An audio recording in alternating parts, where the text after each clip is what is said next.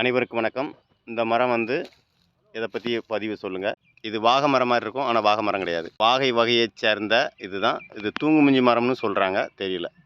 பூவை பாருங்கள் எவ்வளோ அழகாக இருக்குன்னு. இதோடைய மொட்டு இந்த மாதிரி இருக்குங்க. இப்படி இருக்கிற மொட்டு தான் இந்த மாதிரி மாறிடுது பாருங்கள். அழகுக்காக வளர்க்கப்படுற மரங்களில் இந்த தூங்குமுஞ்சி வகையை சேர்ந்த வாகை மரமும் ஒன்று. வாகை மரத்தில் இலை பெரிய இலையாக இருக்குங்க. இது சின்ன இலையாக பொடி இலையாக நீளமாக இருக்குது. வாடிய பிறகு எப்படி இருக்குன்னு பாருங்க. அதுவும் ரொம்ப அழகு தான். மனம் அவ்வளோ மனம்லாம் இல்லை, ஆனால் ஓரளவு பரவாயில்ல.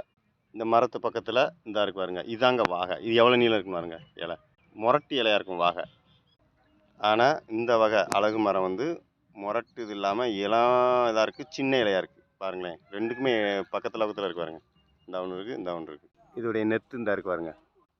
நன்றி, வணக்கம்.